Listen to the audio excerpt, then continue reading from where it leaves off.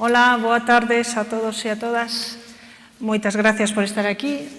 Vamos a empezar a última sesión deste seminario que vimos facendo a lo largo destes 2 días.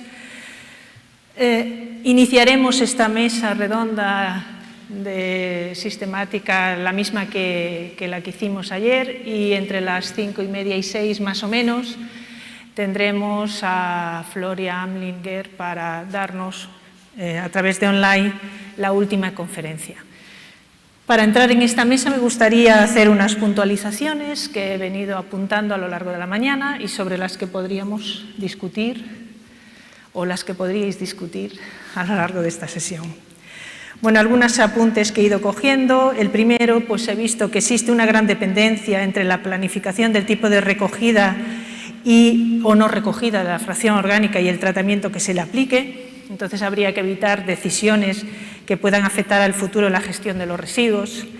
La necesidad de establecer protocolos estandarizados de procesos de compostaje, quizás a lo mejor por sectores de producción de residuos orgánicos o bien en función del tipo de residuo en el que se vaya a tratar, como puede ser que se habló aquí, estiércoles, el alperujo, los restos de plátano, residuos orgánicos municipales, etc.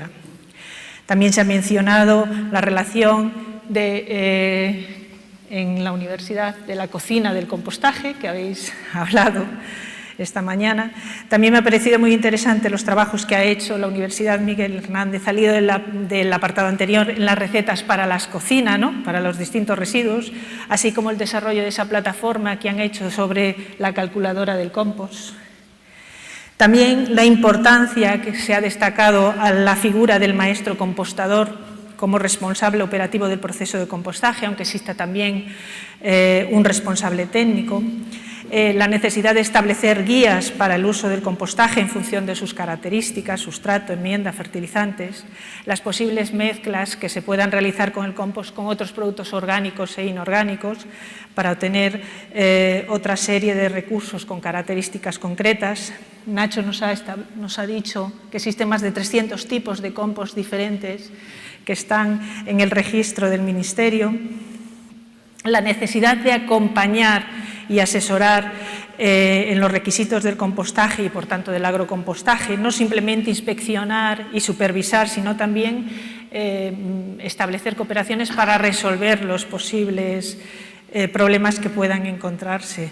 Al hilo de esto, la urgente necesidad que hay de un ordenamiento legal que tenga en cuenta la capacidad de tratamiento de los residuos orgánicos y facilite los requerimientos administrativos para este tipo de instalaciones, como es en el caso del Gobierno navarro con la Ley 17-22-20 o la Ley Foral de Residuos y su fiscalidad. Y, por supuesto, el tratamiento en la materia orgánica vinculada a la lucha contra el cambio climático, la fijación de CO2 atmosférico, la mejora de los suelos, la productividad alimentaria.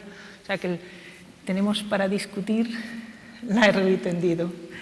Por lo tanto, os invito a que empecemos a hablar, pues no sé, en qué orden queréis que charlemos sobre alguno de los temas que hemos visto. Por ejemplo, me parece muy interesante el ordenamiento, ¿no? El ordenamiento jurídico, sobre todo a nivel de plantas muy pequeñitas como las que estamos hablando, de 50, 100 o 200 toneladas al año.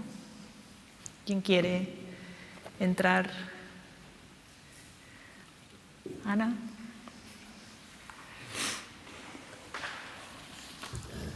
Buenas tardes. Pues comienzo.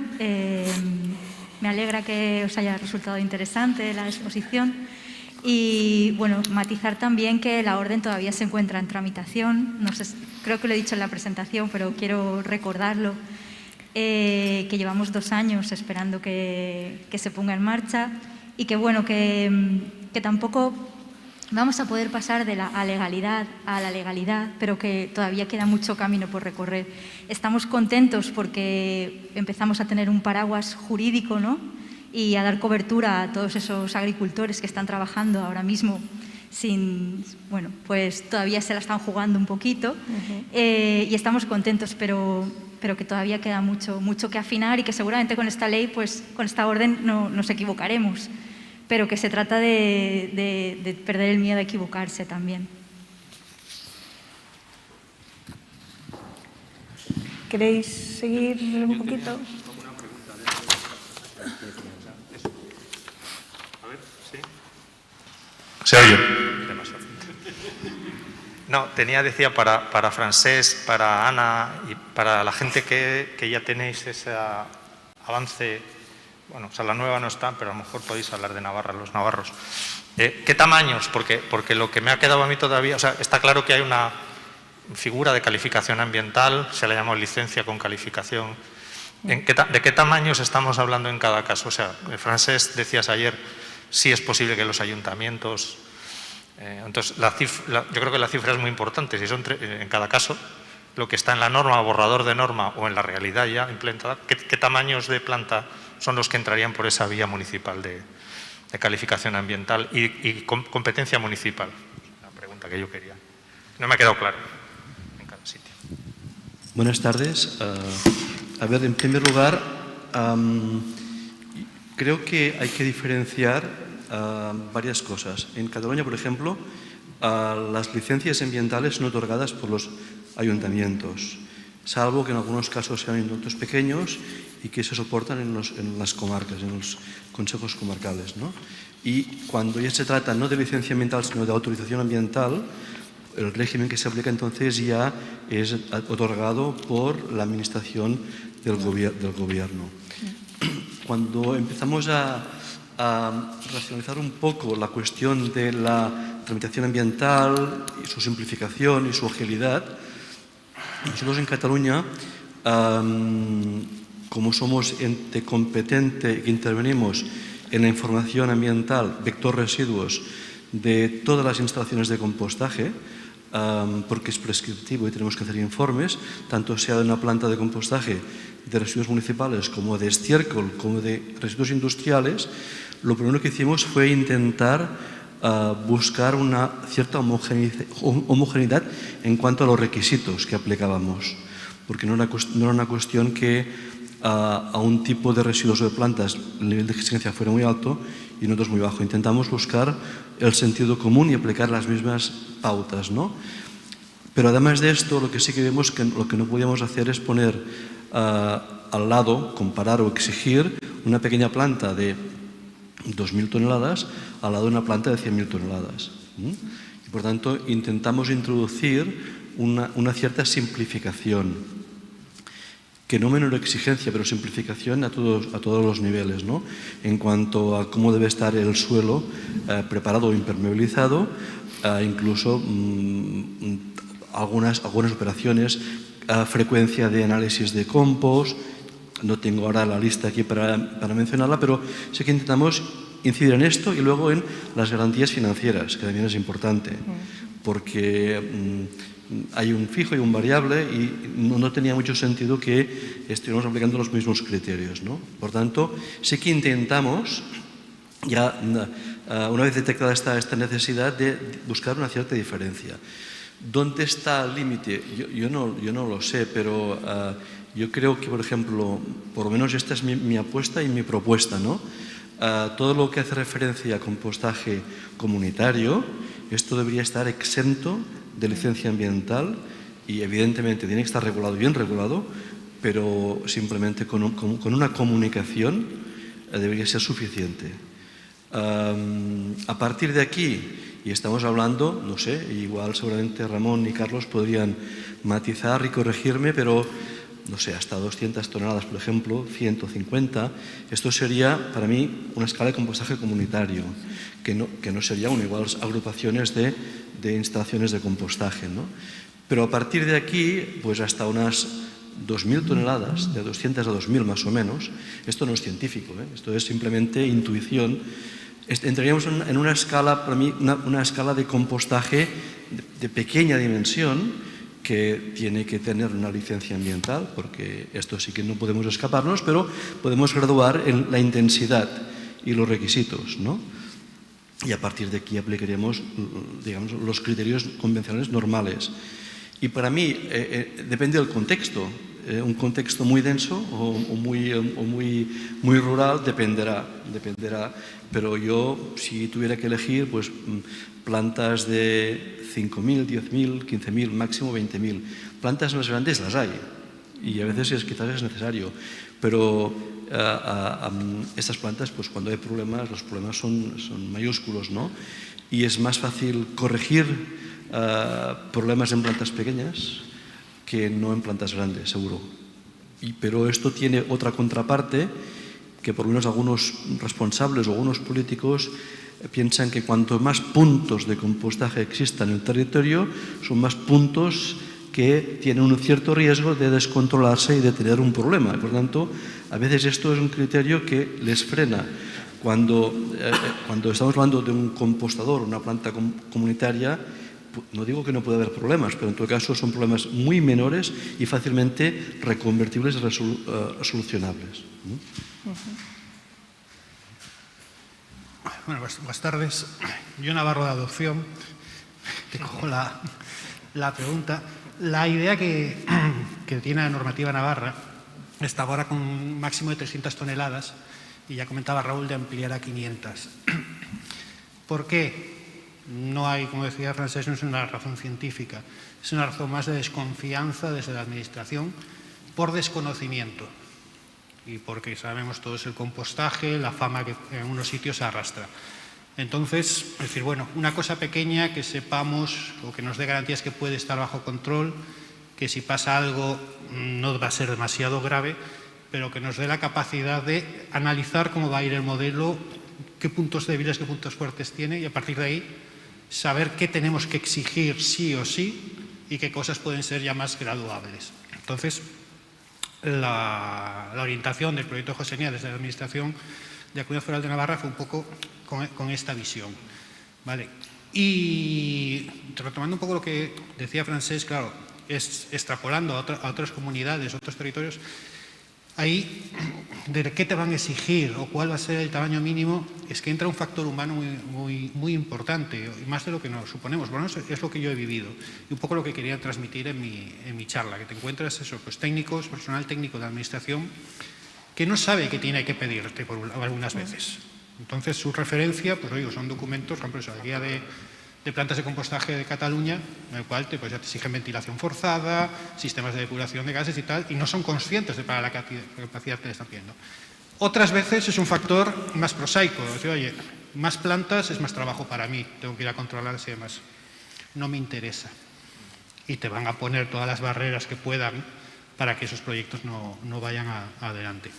Entonces, yo creo que es, y con la experiencia de la Comunidad Valenciana que se está viendo, yo creo que es una cosa que se tiene que forzar la máquina en el sentido de poner sobre el papel, sobre la mesa, que sea visible la capacidad que hay de tratamiento a estas escalas con sistemas simples, bien controlados, pero obviamente bien controlado significa todo lo que estamos hablando aquí de formación, seguimiento, acompañamiento y demás, para que, es decir, las administraciones no puedan negar la realidad y vean que el modelo es posible y a partir de ahí puedan un poco abrir la espita de, bueno, pues podemos hablar de plantas, pues a lo mejor eso, hasta 2.000 toneladas bajo este criterio, siempre y cuando me cumplas estas condiciones. Pero ahí tendría que ser una cosa mucho más coordinada a nivel de las comunidades, de las administraciones que realmente están creyendo en el modelo o lo quieren impulsar, de empezar a hacer más jornadas como esta, con mayor difusión y es decir, el objetivo es la administración pública, los técnicos de administración pública, que vean lo que es y obviamente después a nivel de agricultores, asociaciones, que vean la potencialidad y todo, y un poco que vaya esto aflorando y para intentar un poco forzar la máquina y que podamos llegar a tener una normativa propia. Valencia, ¿qué tenéis la norma ya? Sí, en la norma, que será de obligado cumplimiento y que acompañará a la orden, hasta 200 toneladas es la escala basal y es una superficie de 1.000 metros cuadrados y hasta 2.000, que es la escala media, 2.500, 4.500 metros cuadrados máximo.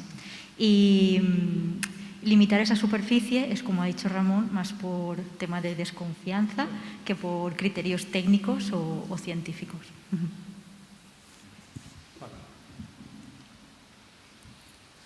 ¿Alguien más quiere opinar sobre esto? Yo soy un detalle.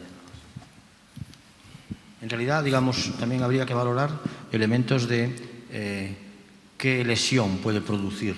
Quiero decir, no es lo mismo una nuclear o una fábrica de agroquímicos venenosos, de pesticidas, que un compostaje que, como mucho, puede producir problemas de salubridad ambiental y que haya malos olores. Que eso también habría que contemplarlo. Quiero decir, no son bombas de relojería las plantas de compostaje. Si se gestionan mal tienen problemas, pero nunca van a ser letales. Y esas cosas se deben contemplar en ese ámbito, yo creo, ¿no? Y nada más eso. Y también que Ramón reniega de la galeguidad en vía de Navarra, pero es por cuestiones de PIB. Ay, tú déjalo ahí. Una cosa para rematarla, por alusiones, Ramón. No, lo que quería comentar para acabar, porque es una reflexión que yo no me la había hecho hasta, que es, yo creo que hasta entonces, hasta la AU, digamos, el techo ese que todos marcáis en 2.000 toneladas, que es razonable, en los que estamos, bueno, sabes que 2.000 toneladas es controlable, razonable, es reconducible cualquier problema en poco tiempo, con una pala que se ponga a trabajar o un camión. Pero digamos que esa escala de calificación ambiental o licencia ambiental podría llegar hasta lo que marca la directiva de emisiones industriales, que son 27.000 toneladas, por ejemplo. Es decir, que la escala, que ese proceso simplificado legalmente se podría subir bastante con trámite municipal, ¿no? Teóricamente, Francesc, ¿no? O sea, hay un techo de crecimiento de ese tamaño legalmente que es muy amplio para arriba, ¿no?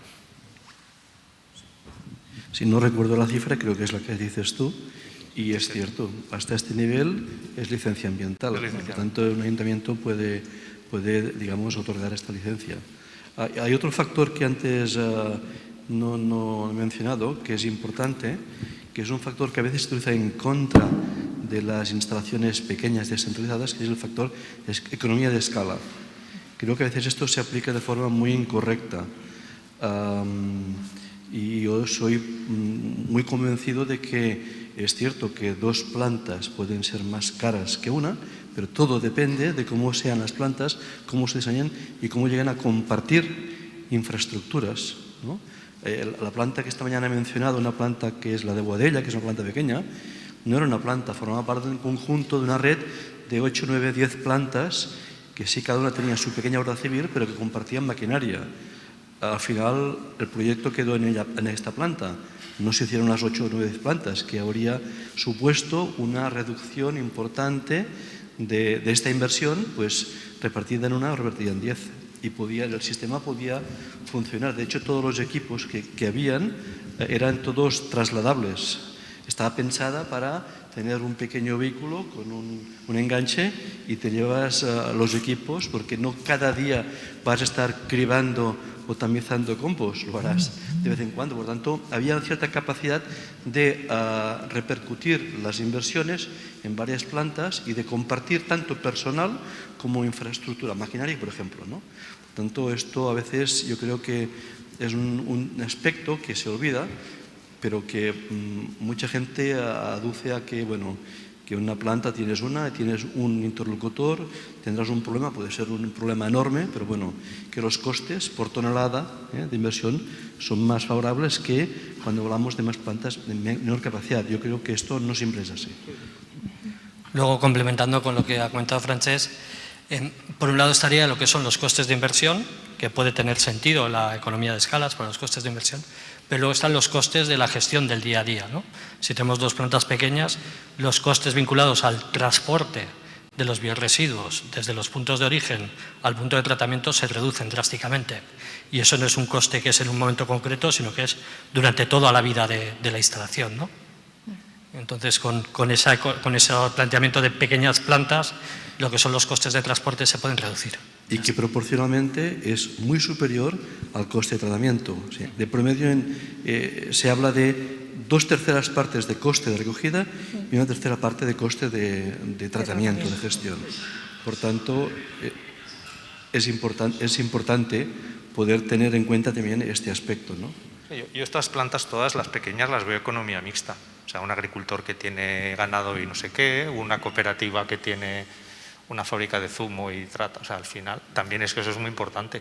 Ya tienes una carretilla elevadora, tienes una palita, tienes un... O sea, yo creo que la base es eso, es que es algo que no impone, sino que el territorio absorbe, ¿no? O sea, imponer es difícil, pero si consigues que la gente lo vea como una... O sea, yo creo que hay un potencial muy grande. Yo tengo una pregunta también, Francesc, de lo que estábamos hablando. Con la Ley 6/2021 de gestión de residuos aquí en Galicia, ya se establece que el compostaje comunitario con una simple comunicación previa es suficiente, ¿no? Falta el reglamento para definir hasta qué punto, hasta qué nivel es compostaje comunitario. Estábamos hablando que vosotros consideráis más o menos compostaje comunitario hasta 100, 200 toneladas, podría ser el caso, ¿no? Si nos metemos en el sector del agrocompostaje, que a pequeñísima escala, que metemos 100 o 200 toneladas, ¿se seguiría el mismo criterio o le exigiremos más? No, yo creo que una cuestión es las plantas de compostaje comunitario, es una cuestión, o las pequeñas plantas de compostaje descentralizado, entre comillas, que pueden ser plantas de 1.000, 1.500, 2.000 toneladas. Y otra cuestión es la intervención o el cruce de esta gestión y el agrocompostaje que puede estar tanto en un ámbito como en el otro. Por ejemplo, y aprovecho a saludar a Florian que nos está escuchando, en Austria hay pequeñísimas plantas de 100 toneladas en manos de agricultores, pero hay plantas de 2.000, 3.000, 5.000 o 6.000 toneladas que continúan siendo plantas pequeñas también en manos de agricultores. Entonces, yo entiendo que la introducción o las sinergias entre lo que es residuo del sector agropecuario y el sector municipal, los bioresiduos, es posible tanto a un nivel como otro. Y en todo caso, siempre será necesario que exista, y por esto hay una institución en Austria que se ha mencionado esta mañana, ¿no?, que es Arge Compost, ¿no?, que es la que forma, Ramón lo ha explicado bien, forma a los agricultores, que no es que no sepan compostar, pero seguramente compostar ciertos tipos de residuos, los bioresiduos, pues quizás para ellos es muy distinto de lo que es un estiércol y lo que es otros residuos que ellos son más propios y característicos. Entonces, una formación, un soporte, tener un referente a quien se puede recurrir, ¿no?, y a la vez este ente que por cuestiones, digamos, de acreditar que aquello se está funcionando correctamente, control, trazabilidad, también es importante que exista esta doble visión, ¿no?, de acompañamiento y de un cierto control también. Sí. De todas maneras, yo creo que no había que mezclar cosas, ¿eh? Por ejemplo, nosotros hemos llegado a tratamientos de 4 toneladas año por módulo, que es 1 metro cúbico, en compostaje comunitario, o sea que un grupo de 10, que es lo que hacemos nosotros, está capacitado para tratar 40 toneladas año. En nuestro programa, que hemos emitido aquí en Diputación, que no es obligatorio, pero marca, permitimos hasta 3 instalaciones de 10 en la misma zona, por lo tanto, ese sería el máximo. Estamos hablando de 120 toneladas año. Yo creo que ahí el elemento diferenciador no es tanto el tamaño como si hay recogida o no hay recogida. El elemento diferenciador ahí es que nosotros no necesitamos recoger, no necesitamos contenedor, no necesitamos camión, no necesitamos transporte, no necesitamos nada de eso. El ciudadano lo aporta allí, igual que lo aporta al contenedor verde, amarillo, azul, cualquier color, y se va a su casa, etc. Esa es la gran diferencia. Y después, la capacidad a la que lleguemos, pues nosotros hemos optimizado esa producción, ¿vale? Pero yo creo que ahí la discusión hay que establecerla en tramos y dentro de cada tramo sí. Entonces ya me parece lícito la discusión sobre tamaño, pero si no, no. Porque el elemento trascendente es no hay que recoger o sí hay que recoger. Mi opinión, ¿eh? Si no, nos liaremos, ¿eh? Que es lo más probable. Bueno, si queréis podemos saltar a otro tema, que hablabais mucho esta mañana del establecimiento de formas de actuar concretas, ¿no? Estandarizar quizás los procedimientos en una planta de compostaje y que la gente no haga o cada planta haga una forma de tratamiento distinta. ¿Es necesario la estandarización en los procesos de compostaje para que se siga un procedimiento concreto, aunque dentro de ese procedimiento puede haber una flexibilidad? Es necesario explicar que el estructurante tiene que ir en tanto volumen o regar o airear en determinadas condiciones. Para demostrar que todavía soy gallego, depende. Yo tengo muchos padres. A ver, lo que quiero decir, obviamente depende cuál sea nuestro destinatario del mensaje. Es decir, lo que comentaba Ana, supone decir, un agricultor que es una persona con una experiencia en compostaje, pero que tiene otras tareas que hacer, que no se va a dedicar únicamente al compostaje, hay que dárselo lo más mascado posible. Entonces, sabe qué residuos vas a recibir, sabe qué recursos tiene, qué materiales complementarios dispone, pues una de estas, esta es la receta que necesitas. Vale, pero extrapolar eso, decir, no, pues todo el mundo necesita un modelo único. Aquí entramos con muchas variables, porque sistemas de compostaje hay muchos, aunque nos quedemos en los sencillos, pero hay mucha variación. El entorno, es decir, una zona, el norte de Navarra o Galicia con lo pluviosa que es, a mitad de Castilla-La Mancha, aquí las necesidades de control de proceso únicamente por condiciones ambientales varían completamente y puedo jugar. La disponibilidad de estructurante y de qué tipo de estructurante, el tiempo que yo vaya a dedicar, es decir, qué tiempo de proceso me voy a marcar.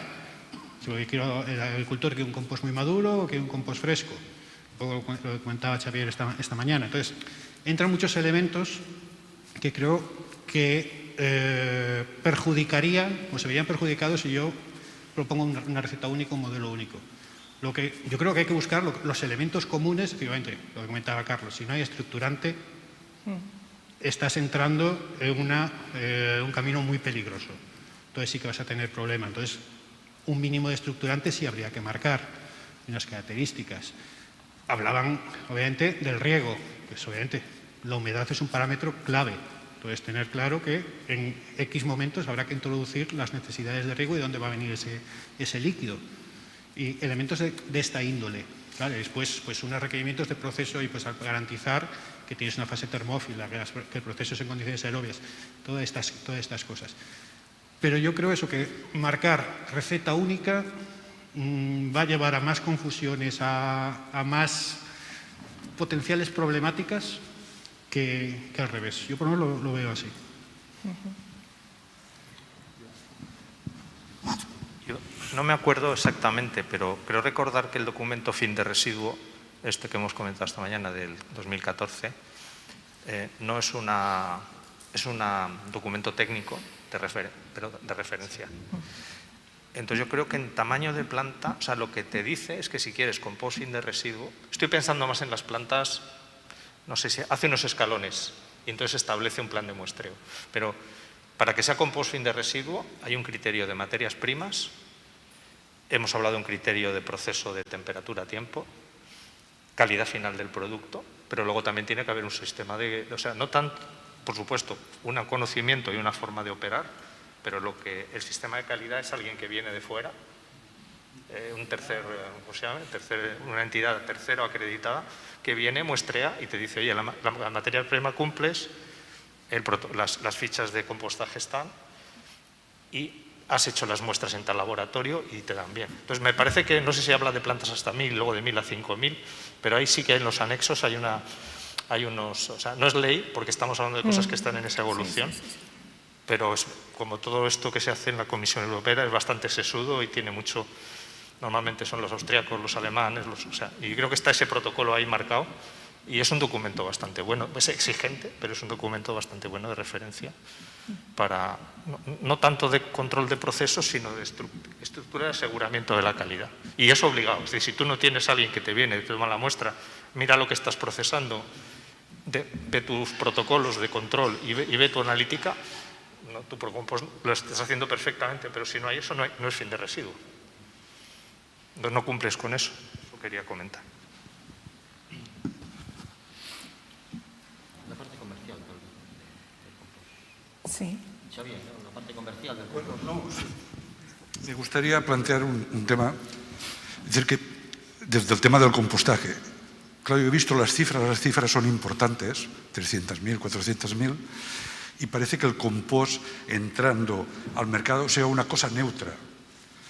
No sé si se ha previsto desde la Administración que entrar con un privilegio, es decir, me imagino en Lérida, Barcelona, metemos en el mercado 300.000 toneladas, con que nosotros somos la Administración, si han controlado la repercusión que tendría a nivel industrial. Es decir, porque se habla mucho de tratamientos, pero bueno, ya hay una gente que está haciendo su faena.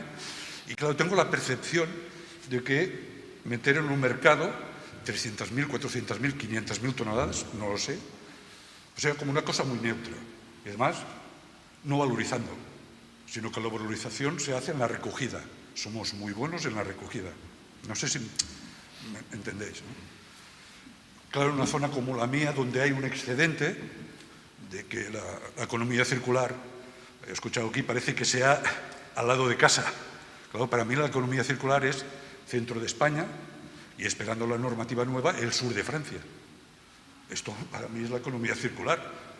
Al lado de casa no, porque está saturado, no hay nadie.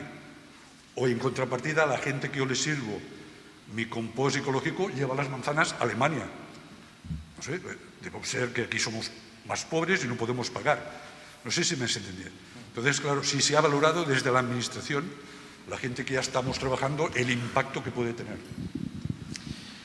Mira, si me permites, algunas reflexiones. La primera, una que oí ayer, creo, o ayer oí, que es muy cierta y que, bueno, que es que las plantas de compostaje son plantas de producción de un producto, que es cierto que tratan residuos, pero que si únicamente tenemos la mentalidad de que somos tratadores de residuos, lo tenemos muy mal, porque en realidad tratamos residuos, los convertimos los recursos en un compost, ¿no? En un compost que es un producto de altísimo valor, que no le damos el valor que tiene mucho más valor del que le damos realmente, ¿no? No únicamente por contenido de nutrientes, y tal como están hoy en día disparados los fertilizantes, en realidad es, si contabilizamos, hay algunos ejercicios últimamente hechos por ISWA, Marco Ricci y Jean Gilbert, de intentar poner valor al compost. La parte fácil es la de nutrientes, pero hay otras partes que son tan o más importantes que esta, que es la materia orgánica. ¿Cómo contribuye esta materia orgánica? ¿Qué valor le doy? No hay referencias para los nutrientes, hay referencias a precio de mercado de fertilizantes NPK, sabes exactamente lo que es, pero en materia orgánica nos ha explicado Nacho muy bien, ¿no? Toda la lista de aspectos y beneficios que reporta la introducción de material en el suelo. ¿Y esto cómo lo mides? Pues esto se puede llegar, como mínimo, a intentar evaluar y intentar dar un valor, ¿no? El valor tiene mucho. Estudios de mercado, nosotros hicimos muchísimos, pero muchos fueron tirar el dinero a la paperera, no tiene mucho sentido. Nosotros sabemos que, los que estamos aquí todos lo sabremos seguramente, que en un proceso de compostaje es un proceso industrial, sea a pequeña o mediana o grande escala, funciona al revés de todos los procesos industriales, que tienes materias primeras y que lo que normalmente se intenta es tener cuanta más producción de aquel producto que estás intentando producir para poderlo vender, ¿no? Aquí, cuando mejor lo hagamos, vamos a tener menos cantidad de producto. Esto es importante, pero de mucha calidad. Entonces, nosotros, por cálculos que hemos hecho, sabemos que si llegáramos a recoger selectivamente, hablo de biorresiduos, de los municipales únicamente, todo, que es 1.200.000 toneladas, pues aproximadamente generaríamos 250.000, 300.000 toneladas de compost al año, que es mucho, pero no es nada. Esto, aplicándolo a 10 toneladas de materia seca por hectárea año, no ocupamos ni, creo que hace años que hicimos los cálculos, no llega a un 3, 4, 5% de la superficie agraria útil. Y somos conscientes que el compost no únicamente va a ir al suelo, puede ir, y Nacho lo ha explicado, a horticultura, puede ir a sustratos, puede tener muchas otras opciones. Por tanto, lo que sí tenemos que ser conscientes es que el compost no existe solo. El compost de bioresiduos tendrá compost de lodos depurados, mientras se permita que los lodos vayan dentro de los residuos posibles para hacer compost. Tendremos otros materiales, estiércoles, por eso hay un conjunto de materiales que pueden tener, digamos, un destino equivalente, pero que tienen características, algunos muy distintas, a veces otros complementarias. Pero desde este punto de vista estamos muy tranquilos, porque el problema es que a menudo no se le da valor al compost. E incluso algunos, pues bueno, gracias a que se te lo lleven, incluso sin pagar nada. ¿Por qué? Porque hay mentalidad de reciclar residuos, o sea, de tratar residuos, y tú tienes que hacer el almacén para que puedas continuar entrando residuos orgánicos. Yo creo que esto es francamente una actitud o una mentalidad que deberíamos ir abandonando. Desde la Agencia de Residuos, hace los últimos 4 o 5 años, estamos haciendo un trabajo, una labor intensa de divulgación entre los agricultores para prestigiar, dar valor al compost, para ayudarles a ver con qué maquinaria se puede aplicar el compost. Bueno, y tenemos mucho trabajo pendiente. Ya me gustaría a mí tener una experiencia de largo recorrido de aplicación, como hay en tantos países, porque es necesario tener esto. Y aún no lo tenemos. Tenemos muchas experiencias, pero de aplicaciones de larga trayectoria, 10, 15, 20 años, esto en Cataluña no lo tenemos. Yo no veo problema por introducir nuevos productos al mercado. Bueno, igual vosotros tenéis más experiencia en comercialización a gran escala, ¿no? Pero yo por lo que veo es el cambio de coyuntura al que estamos asistiendo en este último año, ¿no? Los fertilizantes minerales hay algunos que han aumentado un 300%. O sea, lo que valía 20 o lo que valía 30, ahora vale 100. Eso es un revulsivo tremendo en toda la agricultura extensiva. O sea, no hay precedentes de que un input de un proceso productivo tenga un incremento de precio tan alto en un periodo tan corto. Entonces tenemos un nuevo escenario que se avecina, que va a tener unas repercusiones no únicamente en este sector, sino en la ganadería, en la alimentación, a todos los niveles, tremendos, sin precedentes, ¿no? Y estamos en esa coyuntura. Entonces, yo creo que fertilizantes orgánicos, la garantía de que se van a aplicar en breve, que se va a disparar el mercado, es tremenda. Tremenda por lo que está pasando en estos últimos meses, ¿no? Pero para que todo esto vaya adelante tiene que pasar dos cosas.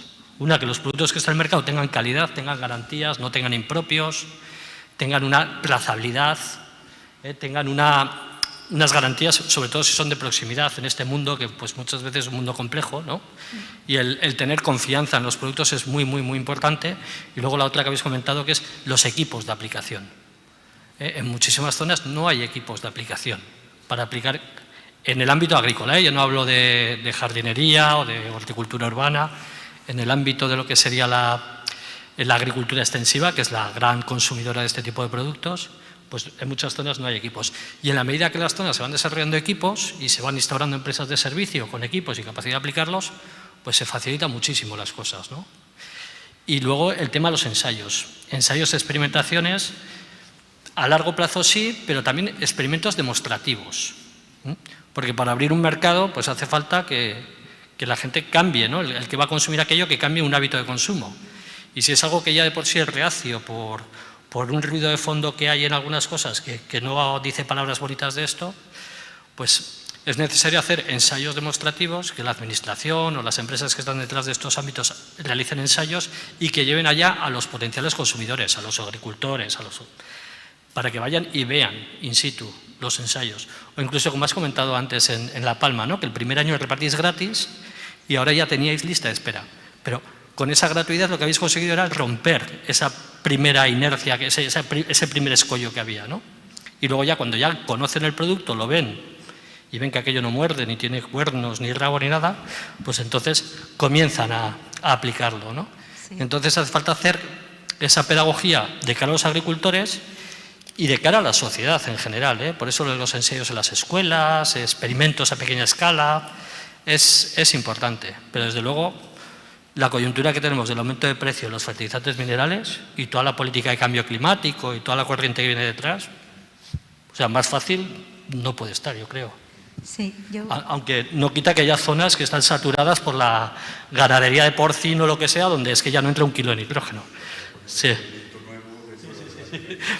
Yo, por ejemplo, en la zona mediterránea, ojalá estuviéramos saturados de materia orgánica en los suelos, porque lo que tenemos es pues, suelos muy pobres, un ambiente mineralizante y además nos hemos acostumbrado tanto al riego por goteo y a utilizar la fertirrigación que cuando vamos a aplicar compost no encontramos medios para aplicarlo. O sea, el remolque el esparcidor de estiércol ha desaparecido y en comarcas enteras no lo encuentras y claro, con esto pues te haces cruces, tienes el material y no lo puedes aplicar. Y bueno, ojalá pues tengamos un poquito de demanda, un poco más de demanda y se le dé el precio acorde con el valor que tiene, porque tú piensas en la cantidad de sustancias húmicas que te aporta un compost y lo que valen esa cantidad, ese porcentaje de materias húmicas en un botecito de 50 mililitros para aplicar por fertirrigación, Es verdad que podemos tener aquí todas las objeciones del mundo porque no es la misma forma de aplicar, no va a ir igual a la raíz de la planta y todas las objeciones agronómicas, pero están ahí las sustancias, ¿no? Entonces, poderle dar precio a todo ese valor que aporta el compost, aparte de todo lo que ha comentado Nacho, pues a mí me parece que ojalá lleguemos un poquito, nos acerquemos a ese escenario. Y luego en Castellón, que es la planta de Salsadella, donde comenzamos a hacer el proyecto de agrocompostaje a escala media, pues claro que nos costó muchísimo, acostumbrados al triple 15 y suelos en los que puedes comer, que están más limpios que esto, pues convencerles para que aplicaran el compost costó, pero ahora es esto, tenemos lista de espera y el precio, yo creo que no vamos a ser ninguna competencia con quien se dedica profesionalmente a esto, ¿no? Y bueno, ya estará por aportar ese poquito más. Yo un poco siguiendo el diálogo con Xavier de nuestras ponencias, es verdad, pero es verdad que el entorno, yo empecé hace 30 años, no tiene nada que ver el entorno de hoy con el de hace 30 años. O sea, 30 años era el pico de la agricultura química. Desde entonces ha venido cambiando el escenario y el cambio de los últimos años tú lo has definido muy bien. Pero también es verdad una cosa, que en pequeñas plantas vas a encontrar la salida, no es tan crítico el precio, es decir, es otro contexto.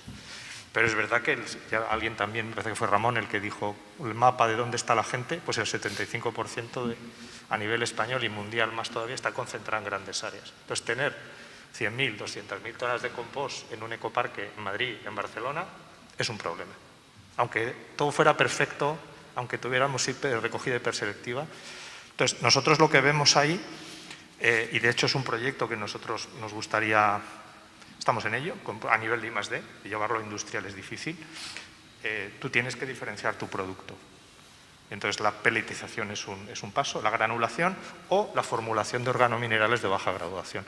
Porque si la escala que tú has marcado ya, Francés, del 3-4%, haces un 4-4-6, haces un 3-3-8, te pasas de una dosis de 10 a 500 kilos, tu producto lo valorizas, el viaje lo transportas y la materia orgánica se convierte en un elemento de eficiencia del mineral también. Con lo cual el marco, el precio, la distancia territorial, el problema, el muro que tienes en una gran ciudad con un montón de producto, lo puedes romper. Entonces, para nosotros, que estamos hablando de plantas medianas, biorresiduos, nuestro concepto son 25.000, 30.000 toneladas, creemos que es muy importante llegar a granular porque coges el estándar del producto que hay en el mercado. Llegar a granular por lo menos y luego pues hacer organominerales de baja graduación y ese es un poco puedes poner silicio, puedes poner azufre, puedes hacer un recubrimiento, puedes poner en fin, aditivos, biochar. Es decir, el abanico si tienes ese medio se abre de una forma, pero es verdad que eso hay que pensarlo en plantas medianas y grandes y sobre todo en grandes aglomeraciones donde sí que es un problema las 50, las 100, las 200.000 toneladas de compost. Esa es nuestra visión, nuestra estrategia también. Bueno, solo aportar un poco de cifras. Es decir, el crecimiento de consumo de orgánico en Europa, estos datos los da los fabricantes de minerales y organominerales, tanto nos lo tenemos que creer, está en el orden del 10 y el 15% cada año. Por tanto, es un tema exponencial. Y hay un modelo que es el francés, que estaba hablando con un compañero que se dedica a la comercialización de mineral y químico. En Francia, lo que es el adobado de fondo, está ya al 65% y este año seguramente llegará al 70%, sin que aún no haya repercutido el tema de los precios. Por tanto, es muy importante esto. Y está al lado. ¿El 65-70% te refieres de precio?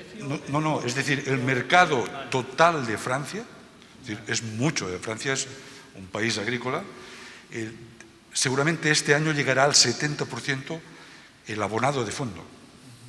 Aquí estamos no lejos, estamos viéndolo. Y el tema del crecimiento del ecológico está sobre el 30%. Por tanto, tenemos unos años muy dulces para crecer. El tema del químico que nos iría muy bien para el crecimiento, para asentar unas bases, para que la gente a nivel económico conociera el producto, la duda que hay si ha venido para quedarse o no. Los profesionales del sector dicen que ha venido para quedarse. Veremos si se puede sostener estas subidas, porque el último repercute a toda la cadena y repercute muchísimo. Estamos hablando de la subida del cereal, subida importante, ¿de acuerdo? Falta verlo.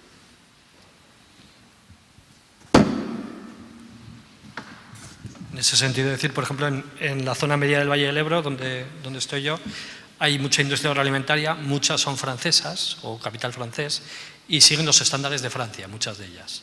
Y ya hace años que se generalizó la aplicación de orgánicos en fondo. Sí.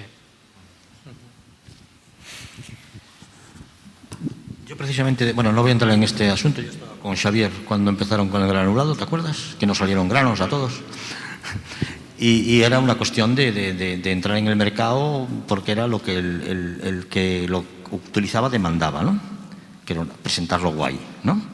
Que está bien, eso es correcto, ¿no? Yo no voy a entrar en eso, pero yo vuelvo al rollo del agrocompostaje y de nuestra intención. Eso está guay, ¿no? Pero vuelvo a ello porque, digamos, ahí ese problema se diluye de una manera manifiesta porque el consumidor es el propio productor. Ese es el elemento también trascendente. Quiere decir que ese señor no se va a preocupar de cómo coloco el producto, sino se va a preocupar de cuánto sustituyo de otro producto que tengo que comprar con lo que yo hago aquí. El caso que yo ponía de La Palma, no sé si está por aquí la chica de La Palma, estás, ¿no? Es que a mí me pareció tan sangrante porque estuve haciendo estudio de la importación y se importaban barcos enteros de abono potásico, mineral. Y se tiraba todo el raquis, todo el rollo, y de aquella aún se le daba a las cabras, me acuerdo, que no sé si te acuerdas, que ahora está prohibido, pero bueno. Y me pareció tan aberrante, dije, no puede ser, es imposible que eso se produzca, ¿no? Yo eso lo viví. Y cuando nosotros publicamos los estudios de la riqueza en potasio del compost producido con eso, como que todo el mundo se hizo el longuis, ¿no? Eso me parece incomprensible, ¿no? Porque hay otras cosas, y sobre todo el ámbito comercial es más delicado, ¿no?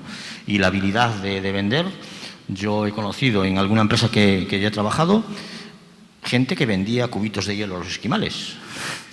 Y estaban convencidos que les venía muy bien. Bueno, eso es un arte.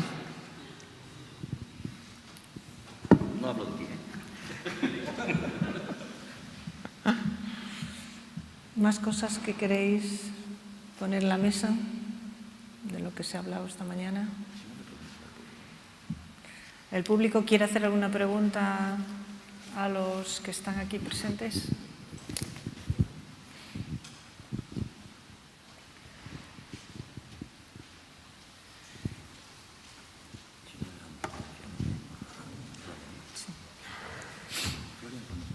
Ya está colocado.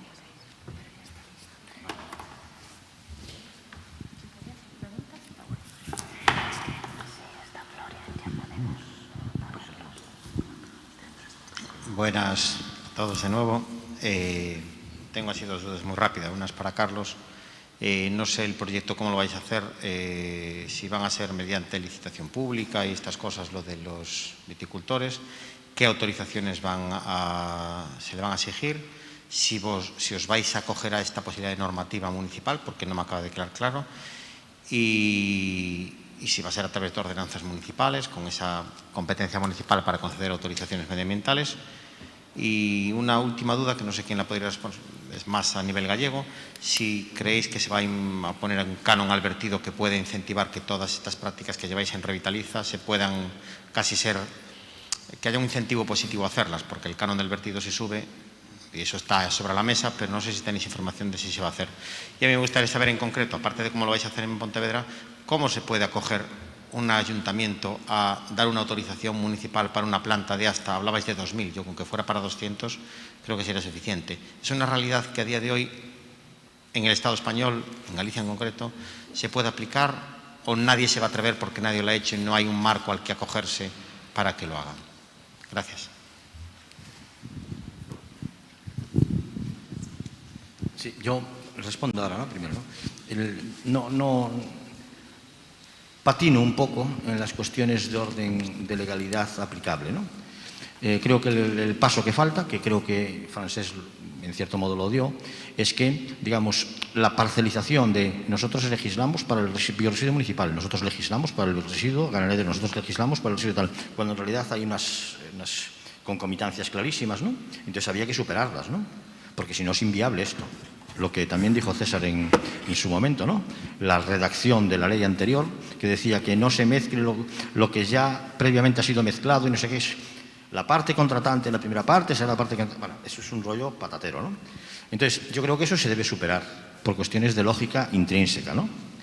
Respecto a cómo nosotros lo vamos a potenciar, César siempre dice que la administración debe administrar.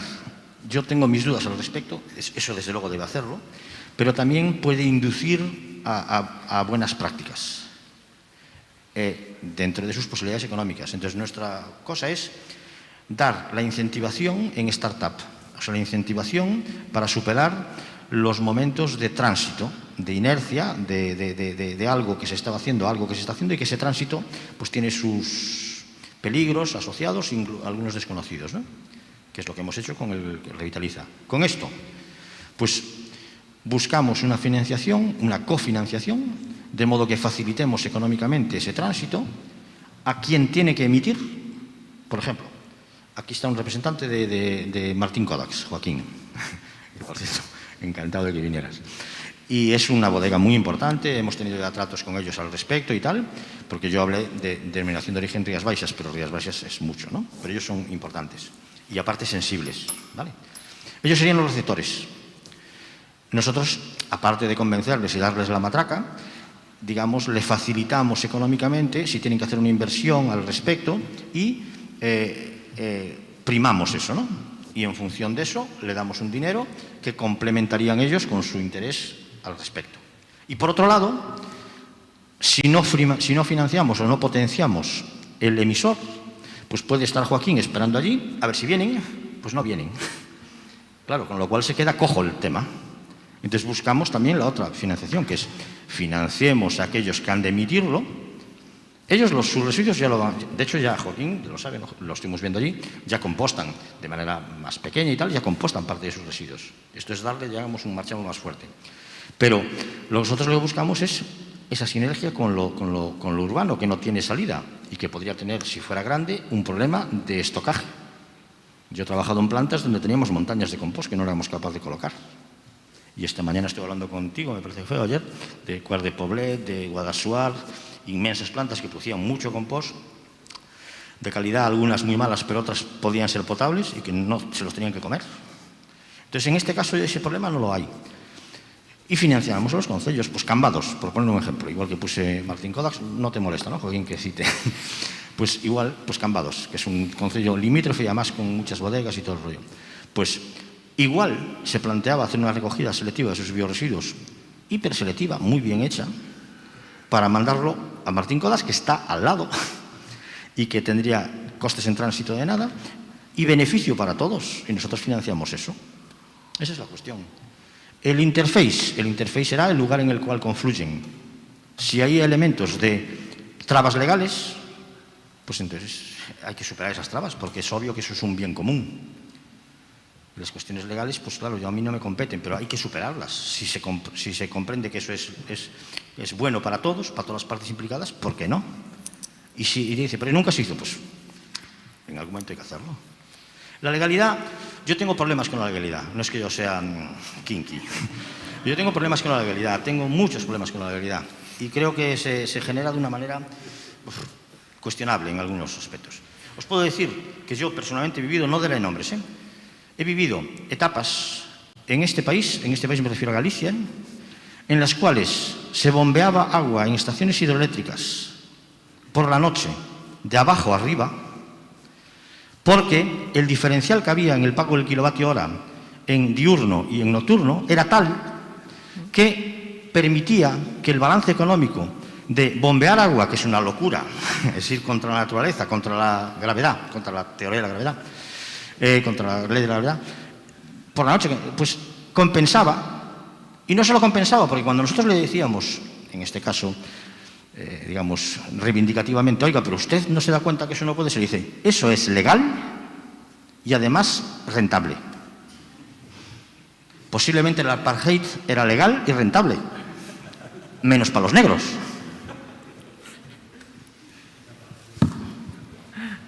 En relación a las tasas que han puesto en el anteproyecto de ley, no sé si se ha aprobado ya estos días o no, la ley nueva de residuos, estaba ahí, está a puntito. Sí está previsto el repercutir a las toneladas de vertedero y de incineración 20 euros y 15 respectivamente, si no recuerdo mal, sobre el reciclaje o la recuperación. O sea que eso sí se va a aprobar. Sí, sí, en la estatal, pero es de obligado cumplimiento a las autonómicas. Sí, sí. Bueno, creo que da un tiempo de 2 años desde la publicación, me parece, ¿eh? ¿Alguna otra pregunta? Sí, bueno, habría miles, ¿no? Pero, a ver, que hai asuntos que non corresponden a miña experiencia. Entonces, estás afirmando, se cura, non digo hoxe aquí, que tamén, senón tal. Evidentemente, o compost, cando se fai, máis que compost, unha... En fin, sin señalar co dedo, que se fai, por exemplo, en certa planta na parte norte da Ría da Arousa, pois, evidentemente que hai problemas, pero non é a nosa experiencia, en absoluto. Nós, en estes momentos, se estuéramos producindo pois 30.000 toneladas ao ano, 40.000 toneladas ao ano, teríamos todo colocado e máis. máis as chamadas, non? Que hai de xente que ten viña, que ten horta, o que sea, é dicir, non teredes compost, compramos todo, adquirimos todo, incluso sin madurar, etcétera, etcétera. Esa é a nosa experiencia. Evidentemente, claro, si vas a Macha Martillo, ao contrario, en unha zona, digamos, de agro ou de horto, que sea, que están medio moribundo, que están ali, bueno, pues esperando a ver se cobran a PAC, que pechan e cobran a pensión, obviamente, pois non. Pero cando hai un sector dinámico que está mirando cara ao futuro, pois a experiencia é esa. Non, agora Joaquín me estaba dicindo aí, pero vamos, que están desesperados buscando compost ou que sexa, algún restos residuos orgánicos, abono para botar, non? E teñen 500 hectáreas, millor non botamos as contas o que levan, non? Porque, pois, en fin, é fácil de saber, non? Estamos falando, se cadra, de 10.000 toneladas ou 15.000, o sea, que vamos, que non hai maneira de producilas, pero non é só, hai outra serie deles que sí teñen ese interés. Por iso non teño esa percepción. O que non temos é capacidade para conseguir limpo, non? Vamos a facer, bueno, a nivel de pureza decente, e conseguir, vamos, facer o compost como, vamos, que sexa practicable. O sea, non é a miña percepción, bueno, estades aquí os outros revitalices, estades Carlos, estades María, o que sea, non é a nosa percepción para nada, absolutamente para nada, senón o contrario, que hai demanda, sobre todo porque hai certos sectores da agricultura, incluso da gandería, que están en momento, están empuxando, están aumentando, están buscando, están tecnificadísimos, están buscando, e claro, se empezan a buscar, ven que todos rematan en que non meter orgánicos é absolutamente imprescindível, non, para funcionar. Claro, outra cuestión é, falouse da lei, eu repito o mismo, e a base de aburrimento estou convencido que vou logralo. Costará, pero vou logralo. Mira, a directiva de 2008, preguntaba a Francés, preguntaba tal, a directiva de 2008 que se traspuxo no Estado español, ca lei 22/2011, supuxo unha parálise, un paso atrás. Foi impresionante. Do ano 2000, o 95 a 2010, bueno, había disperso, había intentos, o que sea. De repente saca unha lei que pon patas para arriba, toda a xestión dos residuos, e de repente paraliza todo. Sorprendente. O O sea, absolutamente sorprendente. Non hai ninguén que este aplicado esa lei que é básica, orgánica, de, vamos, que é unha directiva europea transposta, etc. De repente, é absolutamente sorprendente. Parece que pillou todo o mundo co paso cambiado ou polo que fora, pero que ninguén o está aplicando. Bueno, é toda a normativa. Eu agardo que esta, vamos, que a lei que se vai aprobar mañán, que mal vamos, pero bueno, ten cousas positivas. Apliquemos as cousas positivas, pois non se están aplicando. Non se están aplicando. Nin a do 2011, nin, bueno, o que reitera é amplía. Si recolle o canon, 40 euros por depósito e 20 euros por incineración. Pero fai unha corrección fantástica, que ten que ser para todos iguais, e, por exemplo, a Cataluña, que está xa cobrando por depósitos 60 e pico, pois obliga a baixar a 40. Cosas del Estado unitario jacobino español, non? Que tan federal, que tan siquiera hasta fixe a cantidad, non? Bueno, son estas cositas que temos que soportar, e, bueno, que igual en outros sitios isto pode ser para vos. Si o fixeo, pero dalle 3 anos, si é que non... Bueno, os borradores da lei sempre son un problema, pero que de cambiar dalle 3 anos de moratoria, non? De que tal, se caen estas... Isto non funciona, pero... Bueno, remato, porque si non... Mira, falar... No sé. No sé si alguna cosa más.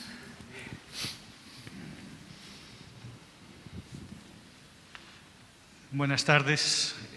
Hablamos de compostaje. Hecho en falta la fijación de carbono. Es decir, el compost, al final, es una fijación de carbono al suelo y una revitalización del suelo. La otra alternativa es incinerarlo. Entonces, además de los beneficios económicos y hecho en falta la reflexión de la fijación y de todo el tema de la huella de carbono. Los agricultores deberíamos ser unos aliados y al final creo que vamos a ser los que vamos a resolver el problema de la huella de carbono. Un 1% que subamos en materia orgánica en todos los suelos agrícolas captaríamos más carbono de todo lo que se emite. Hecho en falta este comentario. Bueno, esta mañana sí, varios ponentes lo han dicho, Ramón lo ha dicho también, que la importancia del compostaje en la lucha contra el cambio climático y lo poco que se hablaba del compostaje y lo mucho que se hablaba de los coches eléctricos, si no recuerdo mal. Pero sí, Nacho también... Vamos, de eso hemos hablado ligeramente a la mañana, pero bueno, pero desde luego no con la profundidad y la importancia que tiene el tema, ¿no? El tema del cambio climático, con todas las medidas que se están hablando de tomar en torno al cambio climático, pero siempre con un enfoque muy industrial, ¿no? Muy pensado en reducir las emisiones de las chimeneas y hablar siempre de reducir emisiones.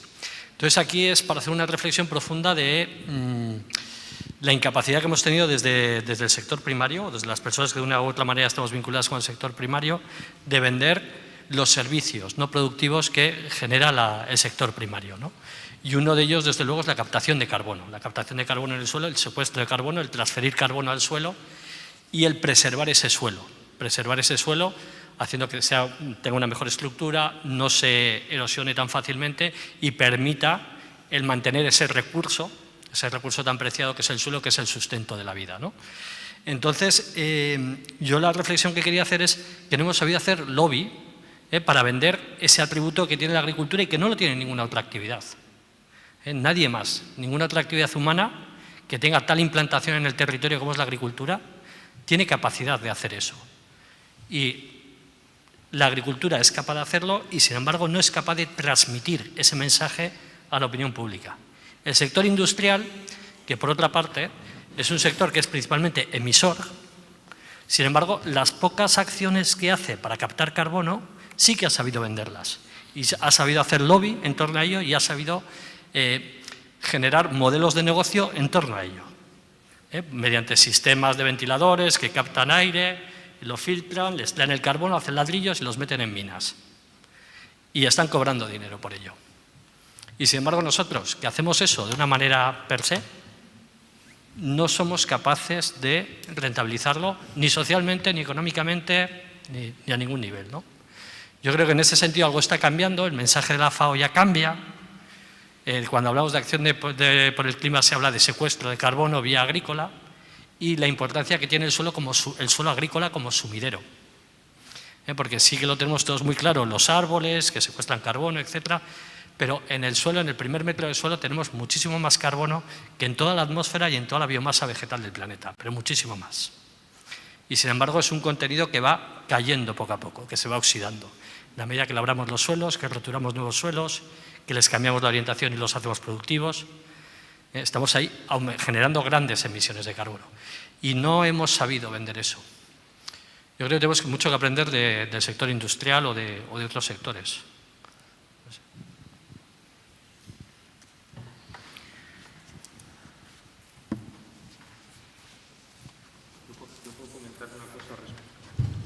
No, comentar una cosa. Lo que pasa es que es algo relativamente nuevo y yo creo que lo que hemos visto en las jornadas es que también hay tal dinámica legislativa europea, tal dinámica en los estados centroeuropeos y del norte que van más avanzados, que yo creo que hay muchos recursos, incluso ese. Yo he estado viendo anoche una empresa austriaca que hace compost y hace suelos y sí que están las 1000 hectáreas que ellos suministran a los agricultores, el agricultor cobra, o sea, pagará lo que sea por el sustrato, por el suelo, por el fertilizante, pero cobra por el carbono. Yo no sé, en la PAC están las medidas, la PAC yo creo que está pendiente de publicarse también, y se habla de las medidas estas de reverdecimiento, de greening de la PAC, y al agricultor es que lo que le van a vigilar un cuaderno de campo con un control exhaustivo de los nutrientes minerales. O sea, tiene que justificar hasta el último kilo. Entonces yo creo que sí que pienso yo que va a haber medidas de decir, bueno, si aportas carbono, estás mejorando la eficiencia del fertilizante químico, es decir, tienen que ofrecer alguna contrapartida, no solo por la fijación del carbono, sino por la presión que le van a poner al agricultor, la restricción de la aplicación de nutrientes, por todo lo que sabemos de contaminación. O sea, que yo creo que sí que deben estar ahí los recursos, lo que yo personalmente no le puedo decir más que hay ejemplos. Y yo creo que debe haber algo ahí en esa normativa que todavía o no se ha publicado o simplemente no somos expertos. No nos la hemos leído toda porque lo que hemos coincidido es que son miles y miles y miles de páginas de normativas, de estudios. Entonces coincidimos en este debate. Oye, ¿tú te has leído eso? ¿No? Yo, pues ¿y tú eso que te lo has leído qué te parece? ¿No? O sea, es un boom tal de normativa y de guías que realmente no hemos dado abasto a digerir. Por esas jornadas son bastante interesantes para eso. Yo creo que habrá, o sea, que va a ser positiva el problema del agricultor puede venir por otras cosas, pero creo que por ahí sí va a haber esa compensación. Sí, bueno, es una observación que tiene que ver con esto. Los mercados de emisiones estaban a 30 euros por tonelada capturada hace un año, igual que ha subido un 300% los fertilizantes, ha subido casi un 300%. Los derechos de emisión estarán en el entorno de 70 euros tonelada capturada y van camino de los 100 en los próximos años. Están acoplados todos estos sistemas de costes y de apoyos, ¿no?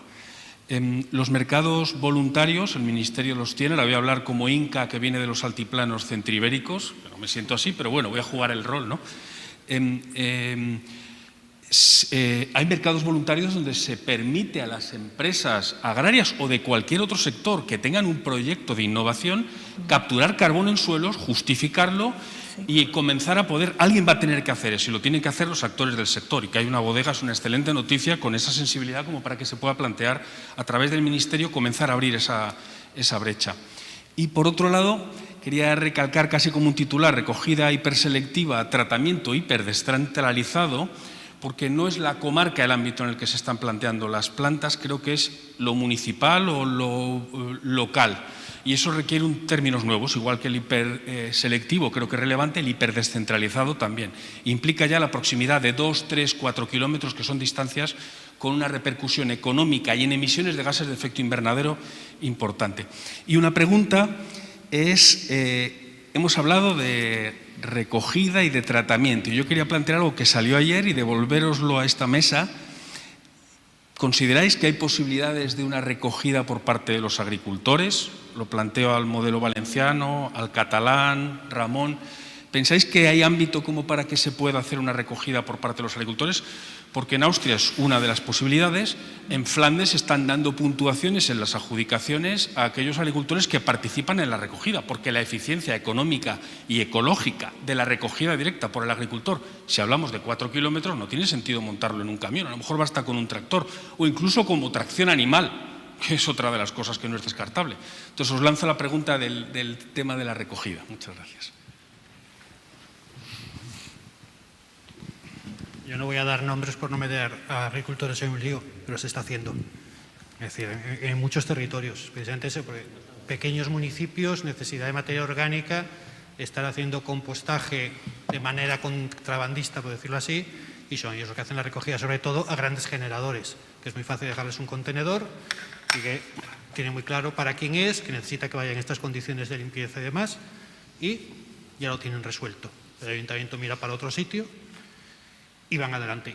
No recogida ese aprovechamiento tradicional, no hay una administración que ponga contenedor. No, pero te digo, es el agricultor o con el gran generador el que se ponen de acuerdo y se lo lleva.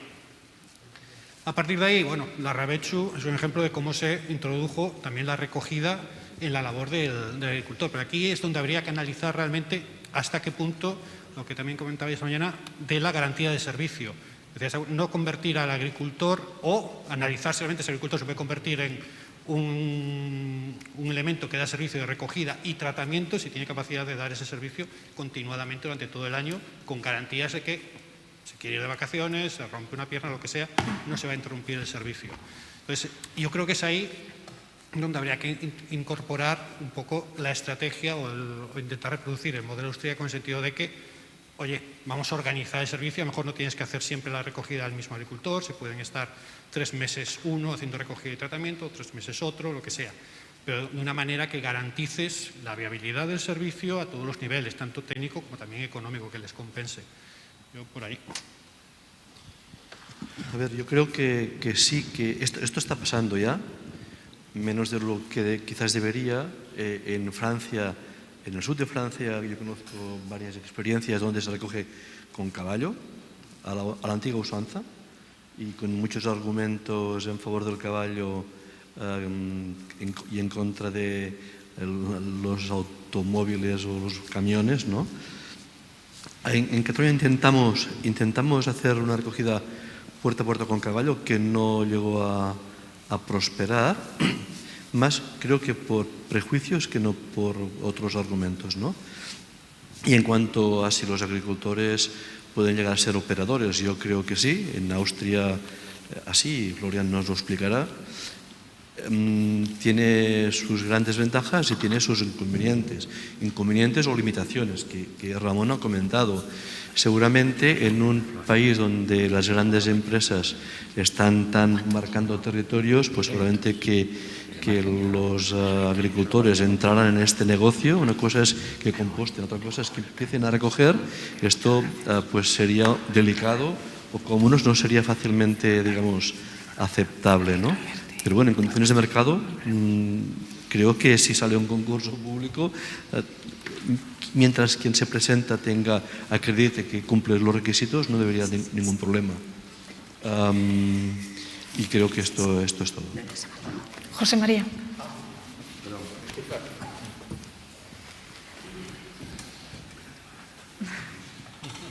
Bueno, yo lo que comentábamos antes, en los ecoesquemas de la PAC sí que hay una agricultura del carbono, ¿no? Y lo que comentaba él. Y bueno, pues sí que se va a tener que trabajar en mejorar la estructura del suelo y de alguna forma eso se va a ver pues pagado, ¿no?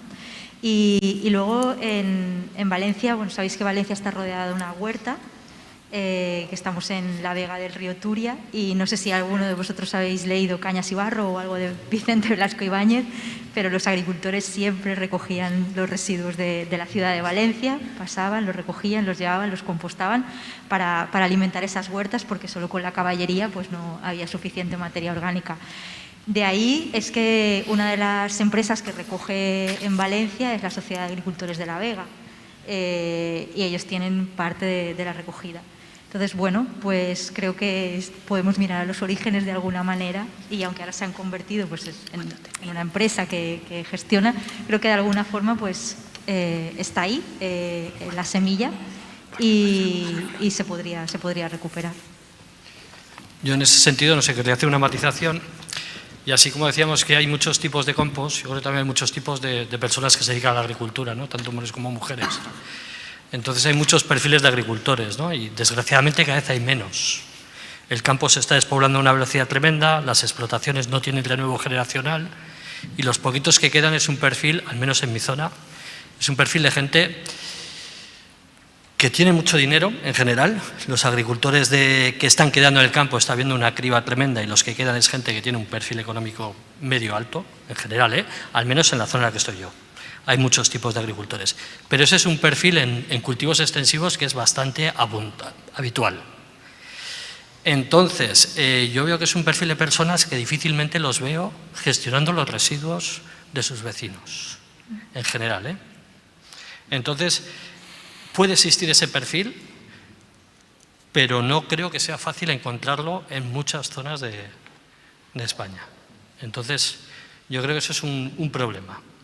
Igual en zonas periurbanas, en zonas con una agricultura más familiar, con una agricultura, no sé, igual Galicia puede ser un buen sitio, Valencia puede ser un sitio, zonas periurbanas en torno a Madrid, pero por ejemplo, no sé, en la Ribera de Navarra o en la zona media de Navarra, donde ves unos tractores que valen unas millonadas, donde ves unas declaraciones de la PAC que te asustas y donde tienen muchos agricultores más ingresos que dos notarios juntos, entonces, no sé, yo no los veo. No los veo a muchos de ellos. Entonces, no sé, yo creo que es algo que tenemos que pensarlo también, ¿no? Muy bien, vamos a finalizar esta mesa. Una pregunta más. Sí, hola, buenas tardes. Yo estaba pensando también eso en los agricultores pequeños, a diferencia de los que plantea Nacho, los de mi entorno, o los que quedan, o los que van a quedar, son agricultores muy pequeños, ¿no? Ayer lo defendía, ¿no? Viendo un poco el plan que tiene Pontevedra, hay una parte considerable de toda la materia orgánica que se va a recoger a través de compostaje comunitario, ¿no? Mi pregunta es, no sé si se ha contemplado también, bueno, estamos pensando en el compostaje que tiene recogida, pero este compostaje que no tiene recogida, no sé muy bien luego con el compost que se va pues a aparecer ahí después del proceso, muy bien si son los vecinos de esa zona los que recogen el compost resultante, o si se ha contemplado también otra posibilidad sería que de alguna forma, hombre, si este plan se cumple, aquí harán falta bastantes más mestres composteiros quizás para hacer toda esta historia, o también paralelamente puede ser agricultores de esos lugares concretos que lleven digamos ese control de esos centros, puntos comunitarios y digamos que llevarse también el compost, con lo cual recibirían evidentemente otra vez otra renta complementaria fruto de la atención de ese compostaje comunitario y recibirían el compost resultante. Digo, no sé si se ha contemplado. Esa pregunta la respondió Cesario antes. Nosotros tenemos problemas de que no damos abasto para la demanda. O sea, con la gente, y sobre todo cuando aquí la patata temprana, patata de cedo se llama aquí, cuando hay patata de cedo, tuvimos que poner candado en las cosas de estructurante y en el material que no era maduro, porque lo cogían de ahí. Entonces no tenemos problema de eso. Y aparte yo creo que eso es mezclar, vuelvo a lo mismo. Eso tiene un ámbito muy concreto, su producción es reducida y la demanda es muy superior a su producción. Digamos, entra en otro ámbito. No me parece que eso sea acertado, digamos, el mezclar el agrocompostaje con el compostaje comunitario. Creo que esa frontera es clara y debemos respetarla. Y no hay problema de colocación del producto, en absoluto. Tenemos problema de que cuanto más tuviéramos, más nos lo cobrarían. Y lo que dijo César es verdad. En ese despacho de ahí, que es vicepresidencia, gente ya con una cierta capacidad de consumo nos decía, todo lo que produzcáis, venga, no hay problema ahí. Por lo tanto, no mezclemos cosas. Creo que ese es un ámbito diferente. Por lo menos nuestra experiencia, que es una experiencia dilatada ya, no es menor, no es que de repente hagamos un piloto. Esto lo tenemos ya en mucho. Creo que...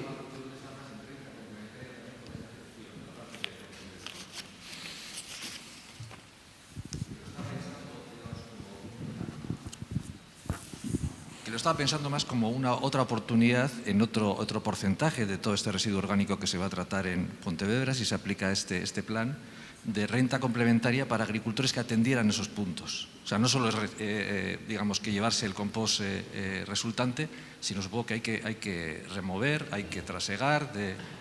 No. En nuestro diseño no. No claramente, ¿eh?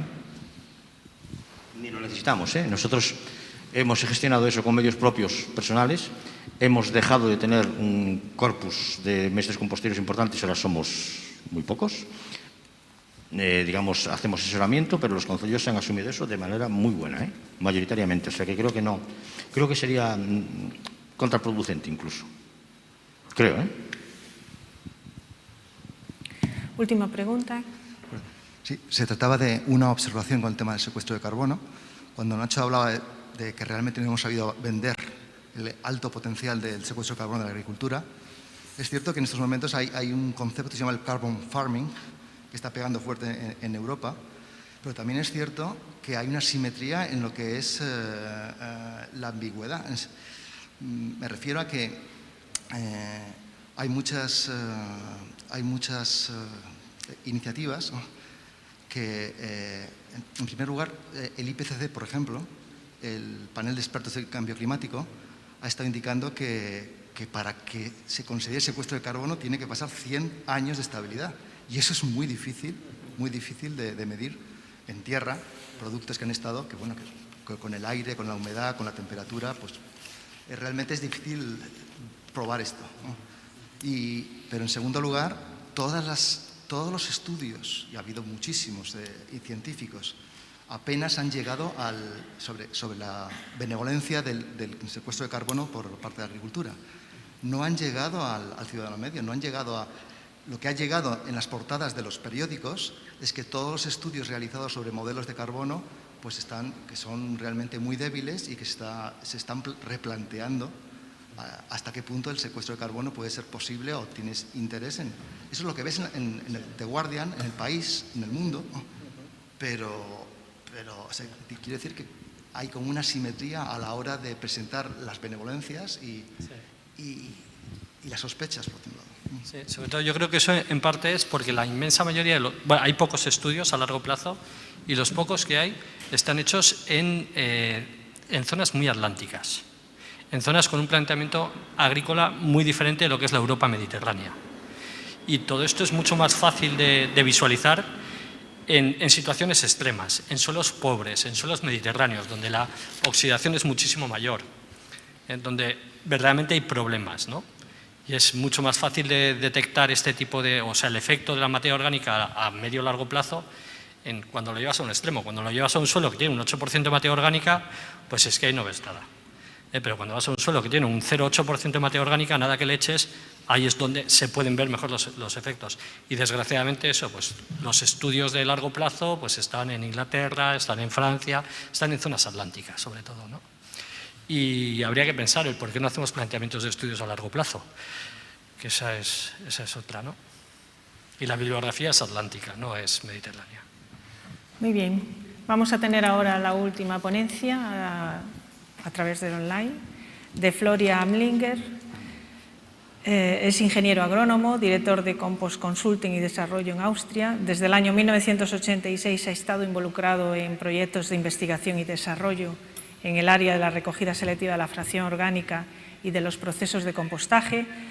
Ha sido también en la aplicación del compost producido, ha participado en múltiples proyectos de investigación para la optimización de los procesos de compostaje, ha sido impulsor del modelo de compostaje más extendido en toda Europa, conocido como el modelo austríaco, y fue para la Diputación de Pontevedra un referente para poner en marcha el proyecto Revitaliza. Vamos a escucharlo.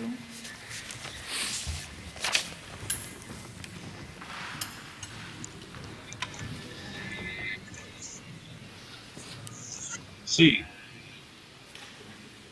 ¿Puedes escucharme? Sí, sí, Florian, cuando quieras. Muy bien. Uy. Ok. Entonces, voy a empezar en español y espero que puedas entenderme, pero un momento voy a cambiar a inglés. Bueno, saludos cordiales a todas mis hermanas y hermanos de Compost. Es un honor y disfrute para compartir algunos pensamientos contigo. Tengo el privilegio que no tengo que usar una máscara en este momento, con el Zoom conexión. Gracias por la oportunidad de participar en los últimos minutos de esta conferencia sobre sistemas de compostaje en la manera descentralizada. Ese es un sistema que se empezó en Austria en 1990, un tiempo lento. Y desde este momento, uno de los elementos más importantes es la cooperación con los campesinos de la región. Eso estaba a la hora de nacimiento de compostaje agricultural. Ahora, 400 plantas de compostaje existen en Austria con una capacidad entre 200 y 100.000 toneladas por año. Es la planta de Ciudad de Viena con esta capacidad más grande. Al medio los procesan casi 3.000 toneladas por año residuos orgánicos, pero la mayoría con la tecnología más simple. Más de 90% de las plantas son operando pilas triángulas con una altitud menos de 100-500 centímetros y cubierta con compost freeze. Aproximadamente 70% de las plantas participan en el sistema de calidad, el Quality Assurance Scheme de la Asociación de Compost y Biogás en Austria, y los inspectores visitan las plantas una vez por año y controlan todas las obligaciones de documentación, de normas técnicas, los impuestos de la concesión, etc. Y también la impresión general de manejo de todos los procesos y de tratamiento. Es un sistema voluntario de certificación a base de un estándar austríaco, también de European Compost Network y del decreto sobre compost. Además, aproximadamente 500 agricultores cumplen también la recogida de los residuos orgánicos, así de jardines como también de la cocina. Es importante, es una importante cosa por la económica de las plantas de compostaje también. Entonces, más importante, y es mi convicción muy personal, muy individual, los compostadores tienen que tener un conocimiento más profundo sobre la formación y de las dinámicas de humus en el suelo, sobre la interacción simbiótica con la comunidad microbiológica en el suelo y durante el proceso de compostaje. Son procesos muy relacionados, pero no son los mismos.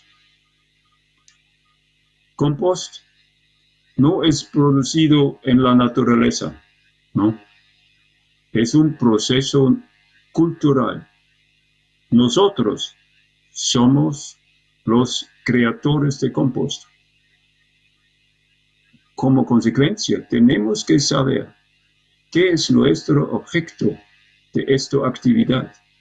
Y esta es la pregunta de compost calidad, de la definición de compost.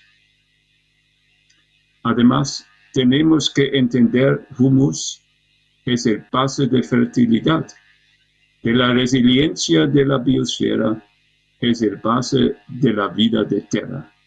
Es profundo. Entonces, ahora estoy exhaustado. Voy a continuar en inglés porque el vocabulario de parte siguiente va a ser demasiado sofisticado. Muchas gracias por tu paciencia. Okay? So, what I want to say is we need to gain a deeper understanding of humus quality. And here we have to imitate the humus process in natural and also cultivated soils. It mainly depends on the existence of plants. Humus is only formed with the existence of plants. Vegetation and the root sphere with root exudates are here the key. The root system provides the soil with proteins, amino acids, and hormones, etc. And you have to consider that 30 to 50% of the assimilates are not used for the formation of the plant. No, for the plant biomass, but they are given away for free to the soil microbiome. So the plants feed the soil. The latter, the microbiome, colonizes preferably around the root sphere and in return, by biological weathering, dissolves the minerals from the mineral body and feeds it to the plants. In the same time, clay minerals, those components of the mineral soil body with a diameter below 2 micrometers, store mineral plant nutrients, and fine root hairs grow together, grow into the clay layers, where the minerals exchange now takes place. On the other hand, clay minerals show a non-crystalline colloidal structure and combined and stabilize the humus macromolecules. In total, those clay humus complexes maintain its colloidal structure and thus show properties very much alike cellular proteins. This means there is no sharp boundary between the plant roots and the soil with its colloidal amino clay humus formation. We may say the humus clay soil horizon is to be seen as a sort of external plant organ. So humus soil belongs more or less to the plant itself. What does this mean for composting now? You will question me that what you are telling us about this basic knowledge. So what does that has to do with compost production? In nature, we have now a beautiful animal that can serve as our hero and teacher. Know it all very well, specifically in healthy soils. To guess who? It is Lumbricus or Allolopophora, the earthworm, that was so much beloved by Charles Darwin in the end of his life. So what do we learn from the earthworm? It is a really smart, bisexual companion. In a way, the worm is also lazy because it internalizes the fungal and bacterial metabolism of organic matter that usually is an exogenic one outside the roots, in the soil habitat.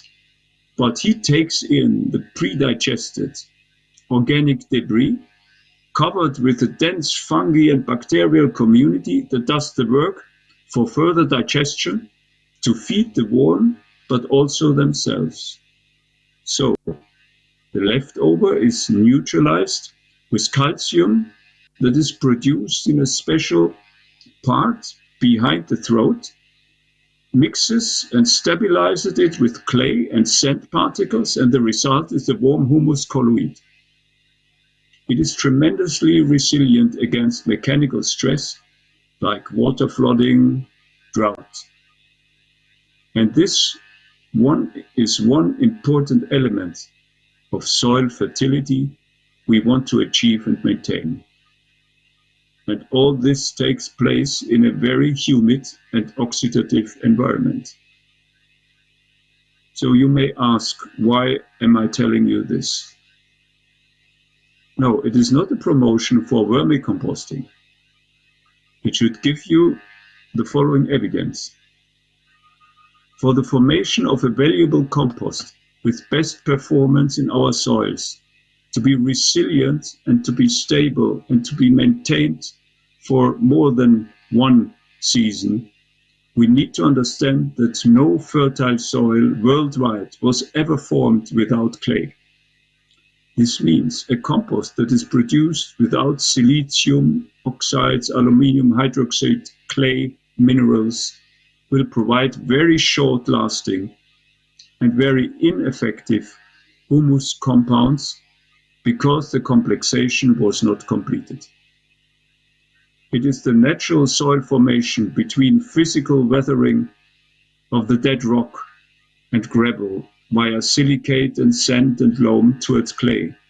And clay, with its ability to shrink and swell, takes the role of a mediator between the dead mineral empire and the plant empire. Clay is a sort of communicator, an intermediate agent between dead mineral and living plants. This means whoever has understood soil and humus formation will always add a certain portion of clay soil or clay minerals into the composting process to achieve a stable formation of clay humus complexes. So, and then there is the water and oxygen problem. Even after 30 years of intensive compost experience, still we find compost piles, specifically in industrial composting plants, but also in agricultural small-scale composting plants. Those piles are lacking in water and oxygen. And there are two very simple solutions for this. Build your windrows not higher than 120 centimeters, maximum 140 centimeters at the beginning, and observe water and oxygen or CO2 at least every second day. You must become an intimate friend and master of your compost microbiome succession. Otherwise, you do not earn the title master. Please excuse me to be so strict in that moment and so clear. Even in a 1 meter high pile, it is an artificial and not natural situation. You have the pressure, you have a lack of oxygen, you have a inhomogeneous mixture, and you might have a lack of water due to the production of heat in a very short period. And such piles are not foreseen by evolution to produce stable and resilient humus. Hence, we need to turn frequently in order to create homogeneous conditions and to distribute water evenly and to release the overflow of CO2 and heat. And by the way, humus is formed only below 50 or 45 degrees Celsius. Hence, the story about sanitization is just to satisfy our veterinarian departments. But after 3 days at 55 to 60 degrees Celsius, this is done, and we should do our best to slow down and cool the process. And this is best done by adding 10 to 15% of clay-containing soil just from the environment of our fields, and 10% of compost, and the whole very exothermic and intensive process at the beginning of the decomposition period is slowed down, is calmed down, and therefore the losses are minimized. So why do I bother you here with all those biological soil basics? It is because we learned that this is so important in cooperation with our compost farmers, and specifically those who have taken the route of biological agriculture have grown into the deeper understanding about our common responsibility and the task to keep our soils fertile for future generations. And this extra work of humus maintenance, of making our soils fertile and resilient, should be paid by the community. Not only the collection and treatment of organic waste in the composting plants. It is the taking care of our soils that must be paid by us, the entire society. Soil is a commons, and preserving this common asset should be transformed into an activity that should be liberated from the market laws and the traditional agricultural economy. The understanding of industrial facilities is in most cases a pure monetary one. What counts is the throughput, and as long as they are paid by the gate fee for the organic waste, and there is still a sufficient market for the compost, a deeper preoccupation is not paid and hence not of interest from them. This is my experience with the big facilities. This is one important reason why we should promote agricultural composting for the humus recycling of all organic residues and integrate farming systems into this recycling and humus management activities. So I am at the end of my contribution. I have heard you have been talking about carbon trading scheme. And I think you have already discussed that there has been established a private carbon trading scheme in a certain region with, I think, at the moment 150 or nearly 200 farmers taking part, where a certain number of selected companies pay approximately 30 to 35 euros per ton CO2 that is stored and sequestered in the soil over a period of 5 years. It is not supported by the government. It's a pure private community initiative that has started already 10 years ago, but very successful. So if you have any questions for the more strategic and infrastructure issues on collection and composting, I'm happy, but I think you will be very exhausted from the long 2 days. Thank you again for the opportunity to share some thoughts with you.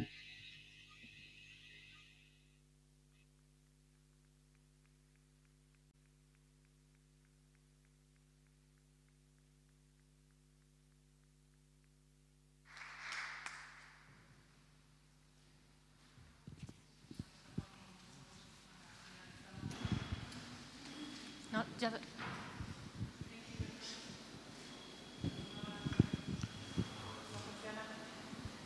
Ahí está.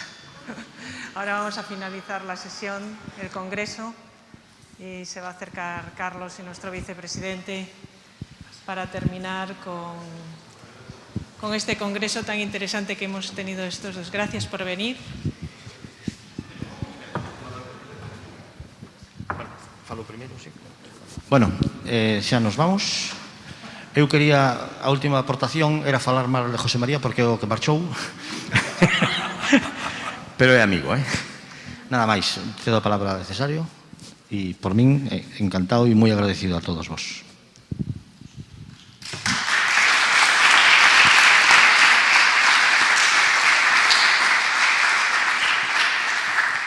Bueno, pois tócame logo clausurar estas xornadas. Sei que hai xente aquí que quedou así sorprendida porque, digamos, son un cargo público, pois tivera certo coñecemento do mundo, non, deste mundo dos residuos, etc. Tal. Bueno, Veme á cabeza unha anécdota que na carreira, en primeiro, en química, pois alá nos preguntaron un día que é unha mezcla ceotrópica, non? Tiña 16 aniños ou si, 17. E, bueno, estuvo-me calado porque había alumnos de química e tal, e ao final dixe, é unha mezcla de líquidos que se comporta con respecto a ebullición como un líquido único. Que quero dicir con isto? Que, bueno, sempre foi unha das miñas aficións a química, a biología, e tamén outros campos, que non é cuestión de insistir aquí. Ben, creo que hai, digamos, creo que quedou de manifesto, moi interesante aportacións, eu non puden estar a todo, pero procurei estar a todo o que puden estar, que foi a maioría, e que creo que nos abre, nos reafirma, non nos abre, son nos reafirma unha vía na que empezamos xa no 2015, non dixen na apertura, que hai que devolverlle a terra o que a terra nos dá. É unha máxima xenérica, pero canto máis, nun circuito máis curto, canto o circuito sea máis curto, pois mellor. O sea, que se había agrocompostaxe, pois infinitamente mellor que vías plantas de compostaxe. Nós xa dixen no ano 2015, xa iniciamos algún contacto con algúns do sector, e pois naquele momento pois non vimos maduro o asunto, en este momento si o vemos. Normalmente pensamos moitas cousas, dámoslle moitas voltas, miramos como está e a partir de aí actuamos, pero cando empezamos a actuar non nos paramos. En este momento temos decidido que vamos a ir por a agrocompostaxe, sí ou sí.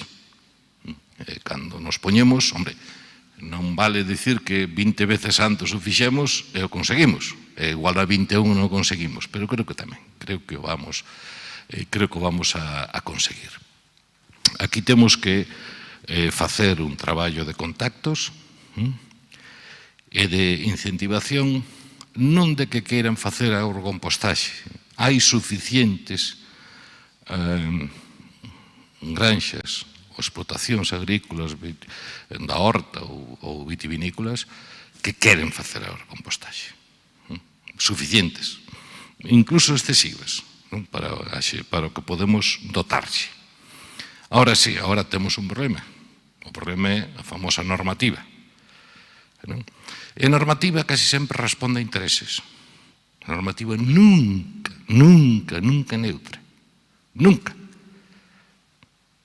Pode responder ao interés mayoritario, pode responder ao interés moi sectorial, ou pode incluso responder a intereses espurios. Abertamente espurios. Ben, non sei a que interese responde. Ora, as dificultades que se están poñendo a agrocompostaxe responde a algún interés. O sea, non é entendible que, por exemplo, calquera produtor, calquera industria, calquera conserveira, ademais, pode xestionar hasta 1000 toneladas previa comunicación e resulta que se é compostaxe, incluso comunitario, e non digamos agrocompostaxe, non se sabe se son 20 toneladas, se son 50 ou é cero. Eso non é casualidade. Non é casualidade. Que quero dicir con iso?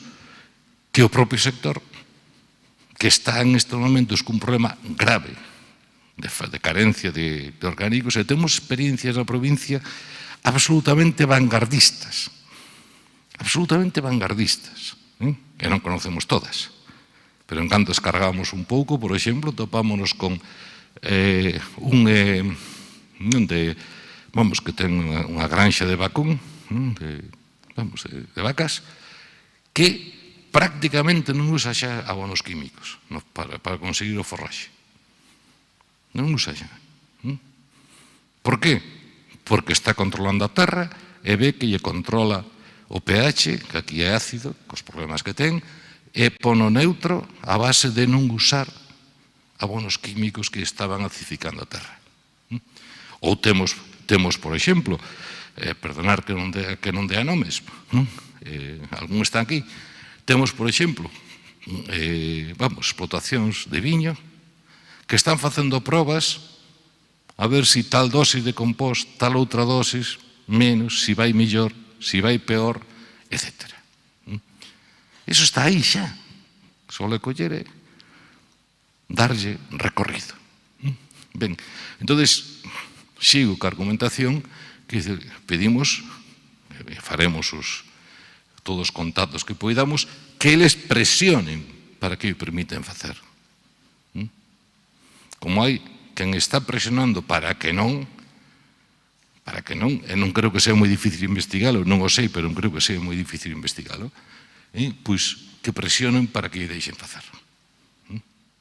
Que vayan a Consellería de Agricultura, que vayan a quen corresponde, e diga, mire, estou importando pois abono de cabalo de Portugal, ou estou importando non sei que é unha porquería soberana, é malísimo, e pagando, verdad? Non me sirve, aparte, sirve moi pouco, é carísimo, e, sin embargo, non me deixa facer isto. Deixeme facer por interés da propia explotación. Entón, nos, en principio, xa fixemos contactos, o problema ven de Madrid, basicamente, neste caso, non ven da Consellería, teño que dicirlo así, porque é a información que teño, se for ao revés, diría ao revés, non é para meterme con ninguén, e vamos, con estes elementos, pois, conseguir que esa porta que se abreu, e que agardo que quede totalmente aberta, dixeron na apertura, de que non se podía facer a compostaxe, na práctica non se podía, pola interpretación que facían en Madrid, unha interpretación extrañísima, pois parece que a porta na Consellería de Agricultura está aberta, ou na de Medio Ambiente está aberta, e que esa porta se abra definitivamente, poidamos seguir. Nós temos tomado a decisión retomada de financiar, o que decía Carlos antes, financiar que os receptores, xa nos gustaría os receptores de residuos municipais, que é a nosa competencia, xa nos gustaría que tamén se aceptara pois que reciban biorresiduos de cocedeiros de marisco, de outros produtores, as conserveiras van por outra conta ou poden non ir, como se queira, pois que poidan aportar e poidan pechar o circuito de volverlle a terra de maneira moi directa, un circuito máis curto que se pode hoxe, pois facelo. Supoño que en 3-4 semanas sacaremos a convocatoria, temos reservado xa uns diñeiros, non poucos, cerca de 1 millón de euros que podemos ampliar para axudar a facer este tipo de instalacións e tamén sincronizar con ca xeración. Que probablemente vamos ter máis problemas coa xeración, ou sea, en captar biorresiduos cun nivel de pureza aceptável, vamos ter máis problemas aí, probablemente, que tal. Por lo menos, de maneira masiva, hai experiencia xa, por exemplo, no propio Concello de Pontevedra, na que eu son concelleiro tamén, na que estamos conseguindo, xa, según os últimos datos, nos andamos nas 1.500, 1.800 toneladas ao ano captadas en colector marrón, que é o 10, 12, 15% de todo o que se produce, non é moito, pero xa é unha cifra significativa, que estamos con un nivel de pureza do 3%, 3-4, non? De 3-4 de impropios. O sea, que xa estamos falando de un tal. Claro, é con tarxeta. Non teño aquí, teño unha tarxeta que tes para abrir o contenedor. Pero, bueno, xa hai un volumen aí, como agardo que pode haber en Vila García, en Gambados, e demais, de biorresiduos que xa é significativo. Xa non estamos falando de 50 toneladas, que tamén é interesante, pero que xa van por outra conta. E o que se dixo aquí, e agradezo a todos os ponentes existentes, creo que nos reforzaron e perfilaron, en certo modo, a idea que tiñamos, que era o obxectivo, e creo que foi extremamente positivo. Grazas a todos os ponentes, grazas aos asistentes e aos que nos están vendo por streaming, e agardo que nos vexamos máis pronto que tarde. Moitas grazas.